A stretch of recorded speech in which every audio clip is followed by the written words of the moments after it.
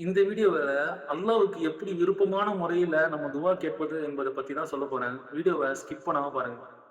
நாம என்ன நெனைக்கிறோம்னா, நமக்கு ஆசைப்பட்டத நம்ம கேட்கணும்னு நெனைக்கிறோம். அது தப்பு கிடையாது தான். நம்ம ஆசைப்பட்டத கேட்கிறோம். நம்ம விருப்பமான பொருள நம்ம கேட்கிறோம். ஆனா, அத நீங்க இப்படி கேட்டு பாருங்க. அல்லாஹ் இன்னும் சிறந்ததா அமைச்சு குடுப்பான். எப்படின்னா, நம்ம ஆசைப்பட்ட விஷயங்கள்ல அது சில நேரங்கள்ல நலவும் ஏற்படலாம். சில நேரத்துக்கு அதுல தீங்கும் ஏற்படலாம். ஏன்னா, எது ஹைர், எது ஷர்ன்றது நமக்கு தெரியாது. அதனால அல்லாஹ்விடத்திலேயே முழு பொறுப்ப சாட்டுங்க. நீங்க அல்லாஹ்விடத்தில சரண்டர் ஆயிடுங்க.